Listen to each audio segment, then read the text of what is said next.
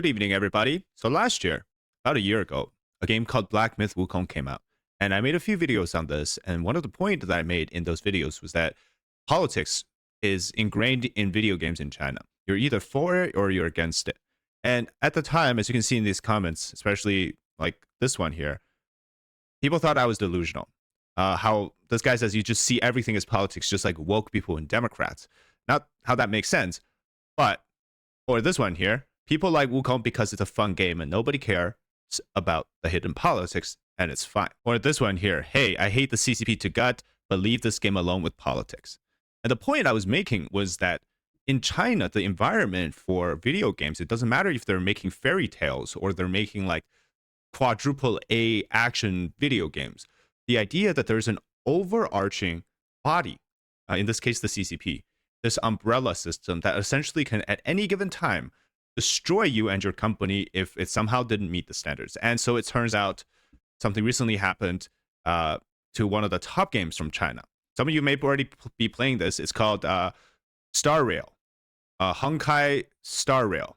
I believe that's what it's called. It's from a game maker called MiHoYo. Supposedly there was a 4.0 patch that got delayed.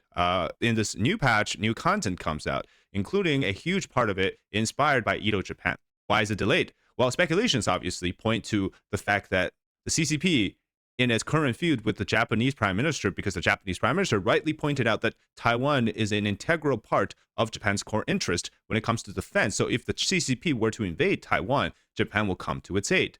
And this obviously triggered, and I've covered this already, the huge fragility storm in China, including and not limited to canceling acts from Japan like Ayumi, Hamasaki, and other Japanese performers that were touring in China straight up just canceled their shows. Or they tried to retaliate by, banning certain contents from China. When it comes to the video game industry, it's one area where the CCP has not fully controlled it for lack of better reasons, which actually I'll talk about in the next video. It makes them a lot of money. But also it's because a lot of times to get approved for the video game in the first place, you had to go through the censorship exam. Essentially, they call it censorship exam, but it's more like a process. And so people are very good at abiding by those censorship. But in this case, they're preemptively preventing a disaster from taking place, one that could possibly cause their entire company to shut down. Not to brag or anything about me being right a year earlier, the fact that the Chinese video game industry is literally part of the CCP's political ambition. So you're either against it, you're either for it or you're gone. So MiHoYo, this game maker, they have 3 games actually. There's something called a Honkai Impact 3rd, something called a Genshin Impact, and something called a Honkai Star Rail. And this Star Rail is the reason, right? So obviously, because many of the elements are Japanese, and the Japanese government has really not done anything, but the Chinese government, aka the CCP, will and already has done a lot. So imagine if you're a game maker and you're seeing the political situation, obviously you don't want this to happen. Now, they're far from the only video game. In China, there's a game called Naruto Mobile, which I can show you. It looks like it's essentially like it's a Chinese-only mobile game that takes a Japanese anime, by the way, a Japanese anime, and they made it an exclusive game in China. And if you take a look at the revenue that they generate, this company, MiHoYo, Honkai Star Rail combined 81 million in November. Love and Deep Sea Space, that's another Chinese game. Naruto Mobile, 19 million. Just in the Chinese market, 19 million. That's a huge amount of revenue. So it's Honkai Star Rail, it's a top moneymaker for MiHoYo. So they can't risk having the game shut down, right? And honestly, that makes sense. But just hearing what we've heard so far with the relations that the CCP put out with Japan, they threatened to chop the head off the Japanese Prime Minister, or the CCP official in Osaka did. They went on a huge PR campaign to make a Japanese official look bad. There's some other stuff too, like this one here. Japan-China tension has caused a meet and greet in Shanghai for a K-pop group named Le Seraphim to cancel their event because they have 2 Japanese members, Kazuha and Sakura. And by the way, this is pretty ridiculous. Did they do anything or say anything to offend the CCP? No, it's just because they're Japanese, okay? That's all it takes to cause boycotts and cancellations. Now, I'm not saying everybody in China is like this, but I'll show you another example of pettiness. Here's one. So this was at a sports match China, and here's them introducing the Japanese team, okay?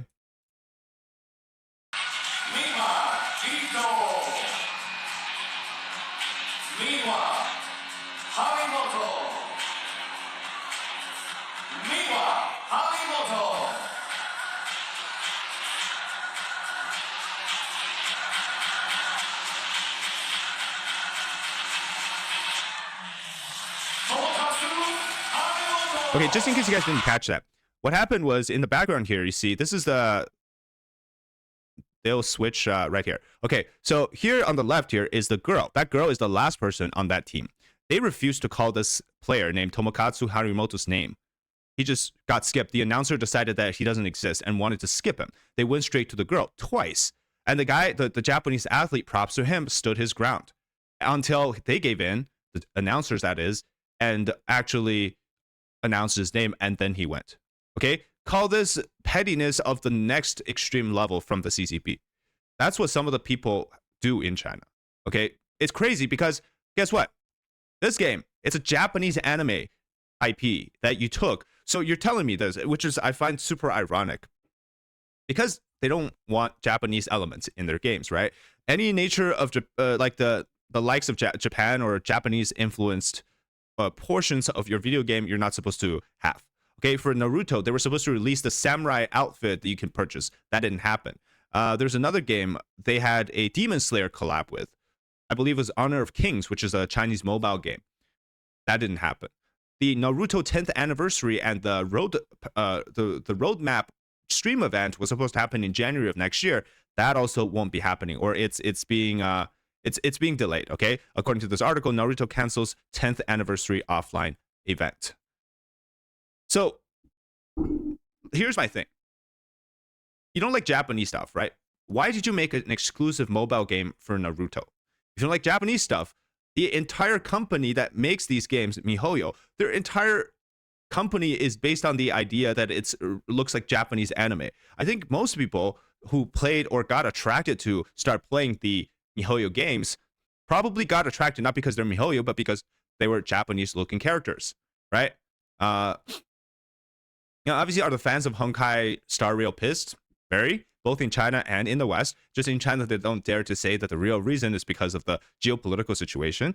And obviously, the nature of politics is so sensitive to them, it's very hard for the game companies to survive in that environment, which I understand, because, to try to navigate that situation, you want to make extra bucks, and you one step in the wrong way, you lose your entire company. You're like, okay, so they embrace Japanese style arts to get to where they are today, because that's a Chinese company. That's what Chinese gamers love. That's what Western gamers love. And they can't put out new Japanese content because the government is too fragile to accept some truth about Taiwan as a country. Make that make sense to me. It's kind of ironic, but also it does fit the craziness of the CCP. It's just they don't do things based on logic, right? And okay, sometimes, logic isn't always right, and you can make your own decisions, but it's just when majority of the world, 99.9% of the world, thinks one way and the CCP thinks another way. Ridiculous. And they love to use monetary punishments as a way to get you to be silent or don't talk or to talk. All right, guys, so before we continue, let me just talk about this initiative on the channel. It's called Escape the Great Wall. So in today's China, you obviously know that there's the Great Firewall of censorship. And a few months back, a group of Chinese engineers who were working on something, they approached me and they asked me to help. And so I'm raising awareness for this. So essentially what it is that for every $2,000, they're able to generate 100 links that people in China can use to scale the firewall with just one click of a button, of a mouse click. It's more powerful than the traditional VPN, and it's harder to trace. So essentially what you're looking at is for people who don't have an idea on how to use a VPN in China. That means older people, that means slightly younger people, that means people who don't have time to download VPN or don't think that VPNs are safe because, there's a lot of things that can go wrong with them. Actually, people that know how to bypass a firewall, it's less than 0.5% of all internet users in China. Still a lot of people, but not nearly enough.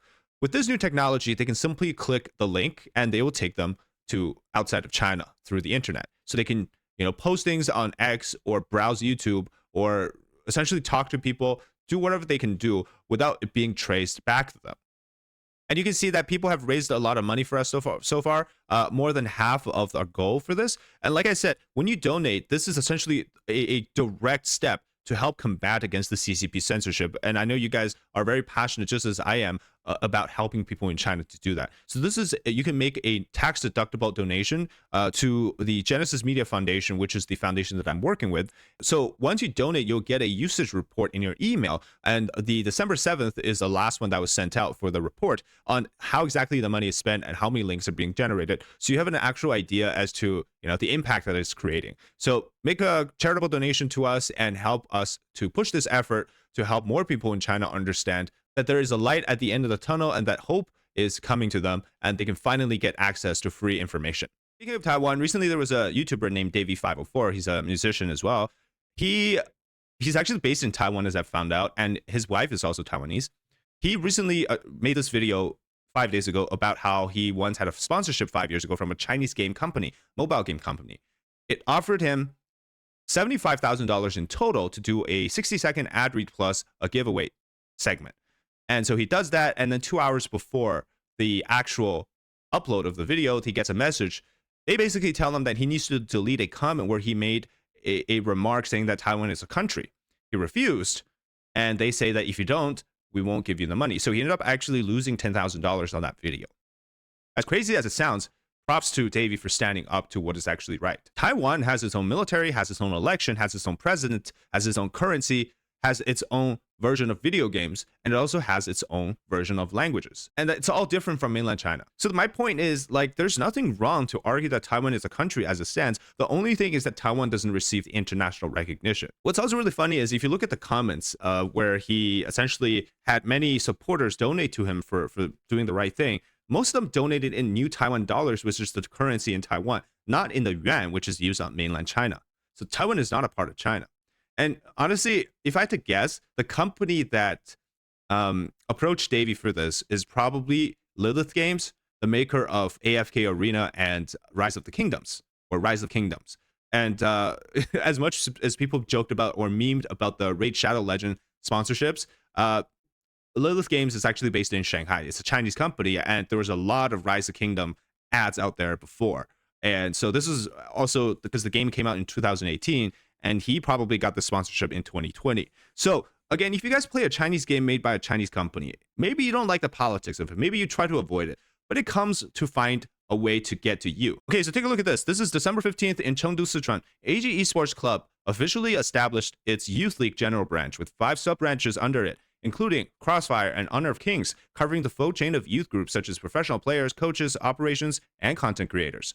According to the reports, the first Youth League member congress of this general branch was attended by 111 league members. Wang Jian, vice president of AG Esports Group, serves as the party secretary. Honor of King champion player One Promise Xu Bichen serves as the organizational committee member of the Honor of Kings sub-branch, and Peacemaker elite champion player Sima Guan Liu Yunyu serves as the publicity committee member of the operations and business center sub-branch. So Chinese esports players are essentially getting memberships into one of the 3 groups of the CCP, right? There's the Young Pioneers, which is for young people. Youth League is essentially for young adults, and then CCP membership when they are much older. So they're literally giving them pathways to become CCP members. That's Chinese esports athletes getting this stuff. Honor of Kings, Crossfire, 2 big video games in China. It's pretty crazy, right? Take a look at this one here. So this is a Taiwan-made video game called Reverse Front Bonfire, and Hong Kong has recently outlawed this. Now, Reverse Front Bonfire probably isn't even allowed on mainland China to begin with, but this game was on the Hong Kong App Store because, they're trying to pretend like Hong Kong isn't part of mainland China right now. But in a stern warning issued Tuesday, they effectively banned a Taiwanese video game they described as advocating armed revolution, saying anyone who downloaded or recommended it would face serious legal charge. The move comes as the authorities continue to tighten control over online content they consider a threat to the Chinese city. Reverse Front Bonfire is a online game of war strategy released by a Taiwanese group, illustrated in colorful manga style. Players can choose the roles of propagandists, patrons, spies, or guerrillas from Taiwan, Mongolia, and the Chinese territories of Hong Kong, Xinjiang, and Tibet in plots and stimulated battles against Chinese ruling Communist Party. Alternatively, players can choose to represent government fighters. So this game got removed from the Hong Kong App Store. Essentially, it's a video game, right? And as much as you don't like it that it portrays it certain ways, by that logic, every game that has a communist element, you should probably ban it. Like Red Alert 2, one of the earliest games, had a mod version, which I even played. It featured China as one of the Soviet Union faction groups, which is crazy. And so here's what I'm trying to get is that China has long used this video game idea or exporting titles as the new way of soft power compared to, say, their neighbors in Korea and Japan, where it's more like K-drama or anime or Japanese culture stuff, Korean culture stuff. China knows it doesn't work because their TV stars, their actors, and movies and songs just simply isn't getting to where it needs to be. So they're trying to put everything behind the video game effort. But regardless of which medium you use, the point of the media is that if you put a tight grip on the political thoughts behind the video games, or that you need to control what gets to go out to the world, that's never going to be 100% authentic, even if the original idea is authentic or creative. So in China, in that environment, even if the video game has nothing political, they will find a way to make it political or generate problems that are political. Just like how Alan Yu, an actor who's never political, somehow ended up being a political problem after he died. It's just these things are so unique to the CCP's culture, where they make everything so sensitive, so political. Something that doesn't need to be political has turned political. And so in the end, it's just everybody knows how stupid the CCP really is. So I learned the other day that this game called Where Winds Meet is a Chinese video game. And for the global version or the non-China version, they removed a lot of the social and community functions, such as the ability to get into chat rooms. And apparently in the Chinese version, you could even join people in the chat room to sing, to voice chat. And they also removed a sort of like a Twitter embedded into the video game type of thing where you can make posts like a Reddit inside the game. Obviously, the reason everybody knows is because they know the Western players are going to be trolling them and, posting memes about Xi Jinping, posting memes about the CCP. So they know they can't moderate it. So they decided to just delete all of that to begin with. But that's pretty crazy, right? How you can have those things in China because it has a heavy censorship, but you cannot have it in the West because you don't have enough censorship. So the lesson of the day is that, if you can enjoy your Chinese video game without getting into the politics of it, great. And you can continue to be ignorant about that fact. And until one day it gets to your favorite video game, which in this case, for a lot of people, it's part of that Hoyo verse. I don't know what the proper term is. And people are mad about it. But you know what? What can they do? Because these developers definitely don't want the game to be canceled. That's for sure. All right, thank you so much for watching this episode. Be sure to check out our video tomorrow where we go deep dive into the world of Chinese microtransaction and the culture of whales, how that's different than the West, and some of the most extreme and most ridiculous stuff that has happened in China. So definitely want to check out that video tomorrow as well. All right, thanks for watching. See you tomorrow.